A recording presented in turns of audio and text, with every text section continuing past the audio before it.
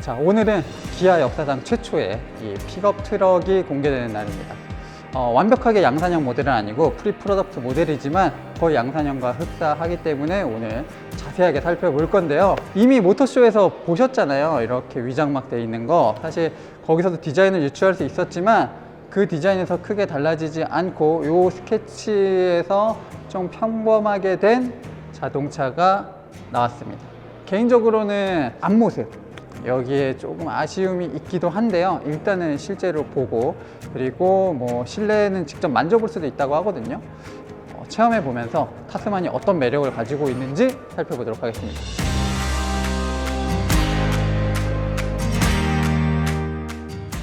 자, 지금 보고 계시는 모델은 이제 완전 프리 프로덕트도 아니고 이거는 모건 모델입니다. 모건 모델이라 뭐 앉을 수는 없는데 디자인은 동일해요. 그리고 이게 색상이 뭐 이렇게 양산 모델이 어떻게 나올지는 모르겠지만 이 무광으로 좀 실버로 해놓은 게 굉장히 이색적인 것 같기도 합니다. 이 차는 그냥 일반적인 레디얼 타이어가 껴져 있기 때문에 그 느낌도 볼 수가 있습니다.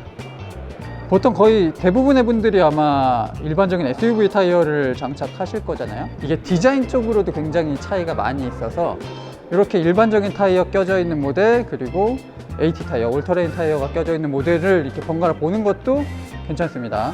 그래서 앞모습을 딱 보면 사람도 동물도 그렇지만 약간 눈이 이렇게 너무 양산 모델 디자인을 다시 살펴보죠.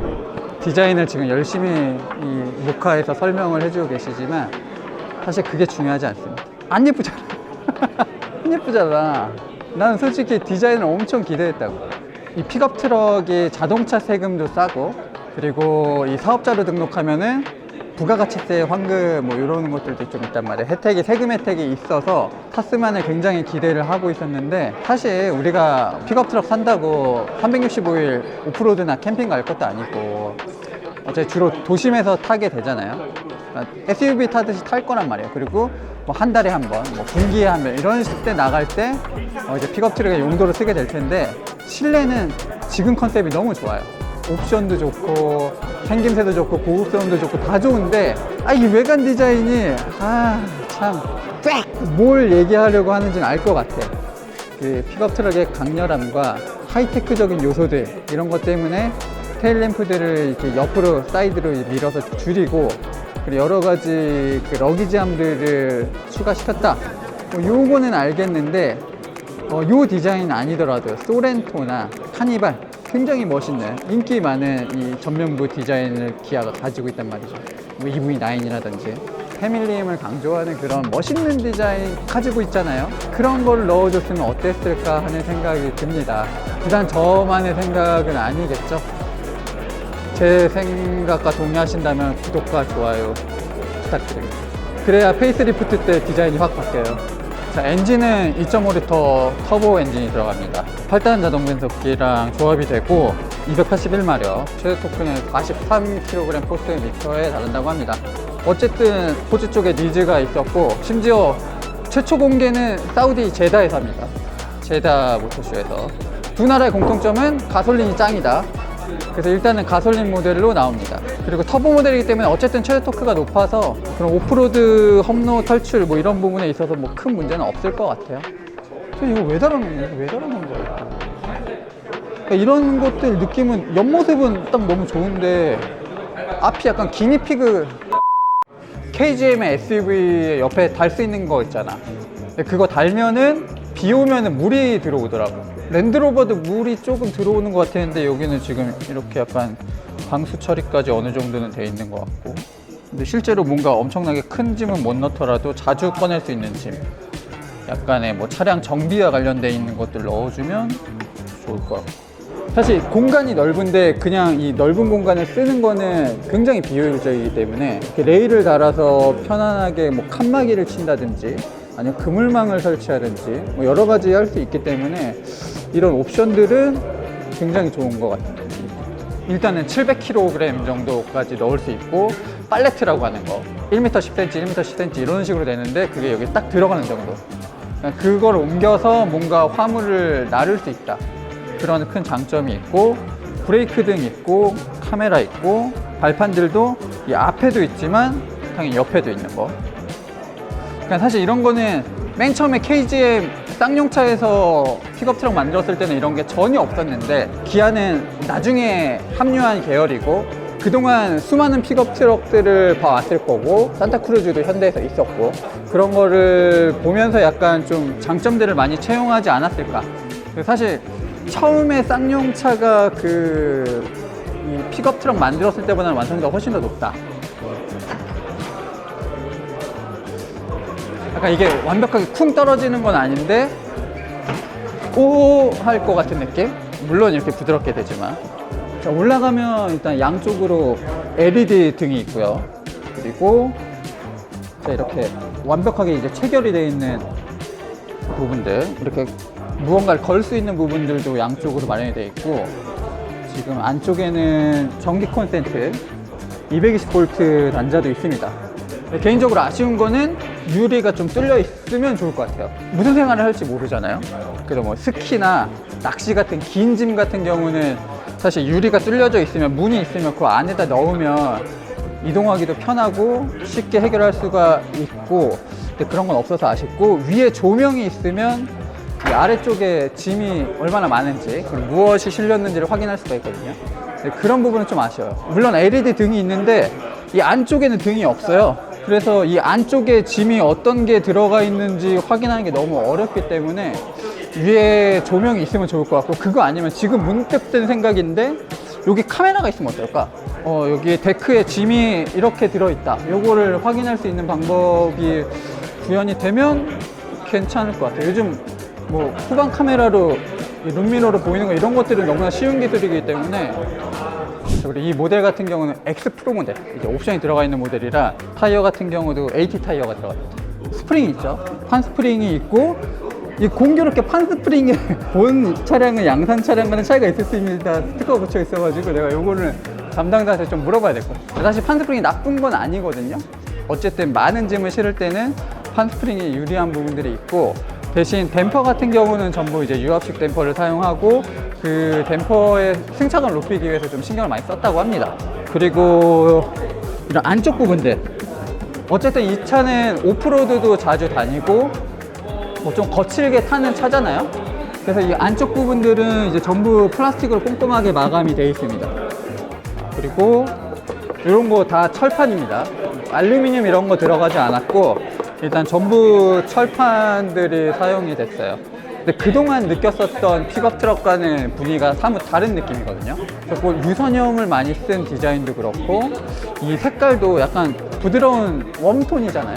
약간 모래색, 약간 그런 색상인데, 실내도 마찬가지지만 약간의 그런 그 고급스러움도 추구를 했고, 우리나라 분들은 어쨌든 SUV에 굉장히 익숙하고 픽업 트럭에는 아직도 좀 익숙하지 않단 말이에요.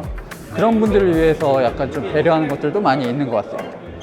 그리고 이 헤드램프, 이 사이드 미러도 되게 예쁜데, 사이드 미러도 지금 필러에 이렇게 딱 붙어서 나와 있는 방식인데 생김새도 좀 독특합니다. 일단 공간 자체는 동급 모델 중에서 최고라고 합니다. 국내에서 판매되고 있는 이 픽업 트럭 중에서는 일단 가장 넓은 이 뒷좌석 공간을 가지고 있다고 하고, 단순히 넓은 게 아니라 앞뒤로 움직이면서 등받이도 자연스럽게 기울어지거든요. 근데 20도 넘게 기울어진다고 하고, 뭐 등받이가 기울어지기 때문에 사실 굉장히 편안한 공간이 나옵니다. 이 픽업 트럭의 뒷좌석의 가장 큰 단점 중에 하나는 이 실질적인 이 공간의 크기보다는 등받이가 너무 이렇게 세워져 있던 거였거든요. 그러니까 뭐 콜로라도라든지 시에라든지 뭐 거의 모든 대부분의 픽업 트럭들이 뒷좌석이 불편해요. 이거는 F150도 마찬가지입니다. 그런데 이제 등받이가 기울어지기 때문에 굉장히 편안하게 앉을 수 있다. 그리고 이런 수납 공간들도 인조가죽으로 처리된 부분도 상당히 좋고요. 픽업 트럭들을 너무 이 터프함 쪽으로만 생각을 하면 조금 아쉬운 부분들이 있기 때문에 약간 SUV를 바라보듯이 이런 가죽 시트도 적용이 돼 있고, 좀 실내 고급화에도 신경을 많이 썼다고 합니다.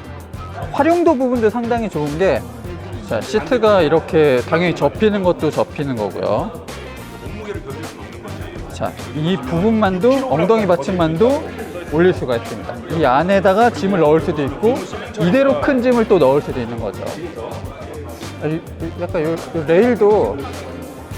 레일도 일반적인 SUV보다는 훨씬 더 견고하게 만들어져 있는 것 같고, 이렇게 디자인까지도 포인트를 줬습니다. 뭐 있어요? 이거 옵션으로 하면 그 정도는 해야지. 근데 사실 픽업 트럭은 이렇게 발판 나오는 옵션보다는 개인적으로는 그냥 이렇게 프레임으로 빠져 있는 거, 그게 사실은 오프로드 많이 가시는 분들은 그게 좋고, 도심에서 주로 사용한다 라고 하시는 분들은 이제 사이드바가 이렇게 나오는 게 좋습니다. 그 선택권이 있으면 좋은데 저도 이제 정확히는 모릅니다.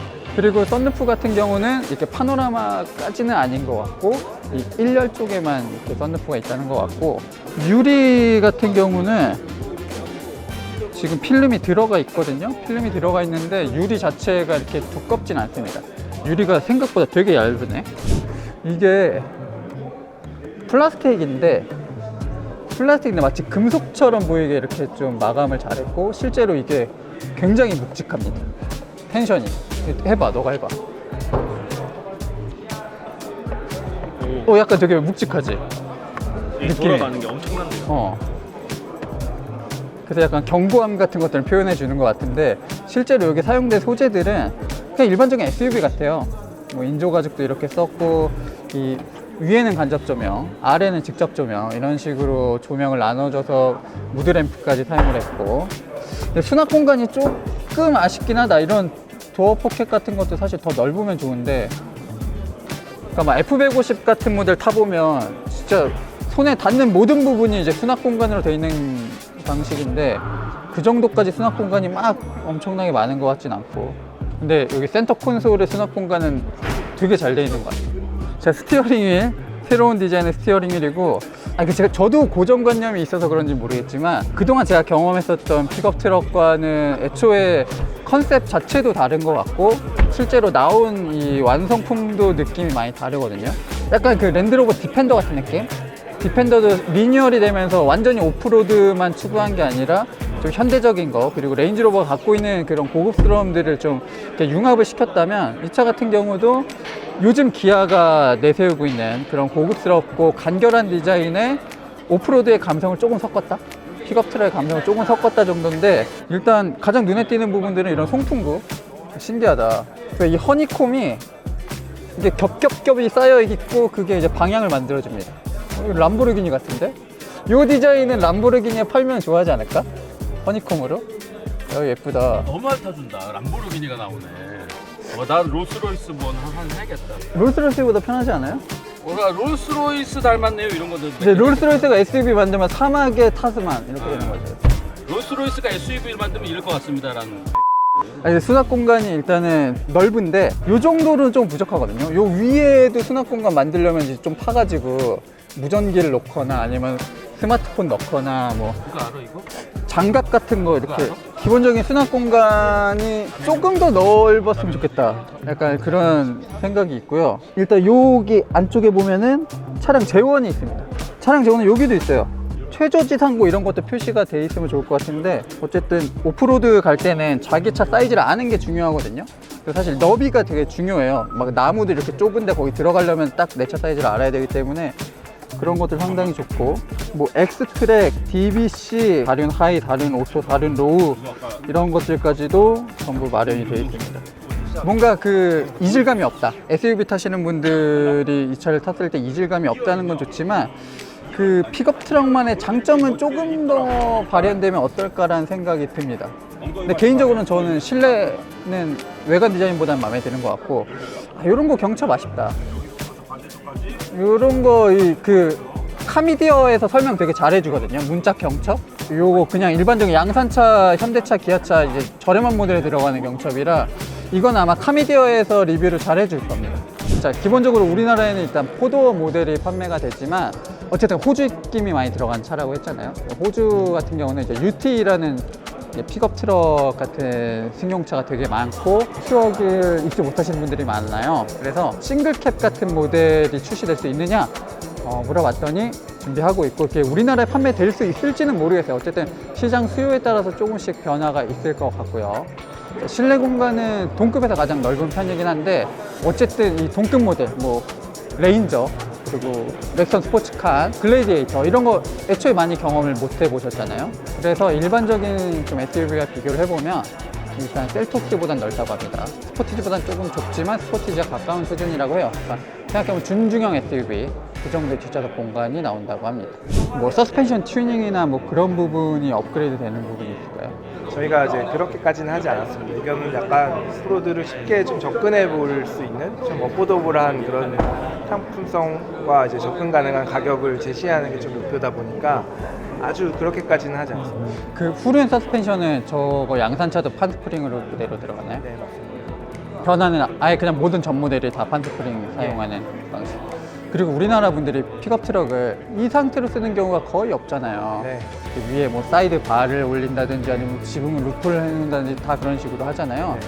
그런 파츠들은 혹시 기아가 직접 만들어서 제공을 하나요? 아니면은 슈퍼마켓 생산하는 회사를 연계해서 그쪽에서 판매를 하게 되나요? 저희는 전자입니다. 저희가 직접 개발해서 저희 차량과의 일체감 있는 디자인 그리고 성능, 품질이나 이런 것들을 좀 기아의 이름으로 보증할 수 있는 기아 지뉴인 액세서리로 이제 판매를 할 예정입니다. 그러니까 어쨌든 제뉴인 파츠니까 그것도 고장이 나거나 수리가 필요하면 그냥 기아 서비스 센터 가면 되는 거죠. 네, 맞습니다.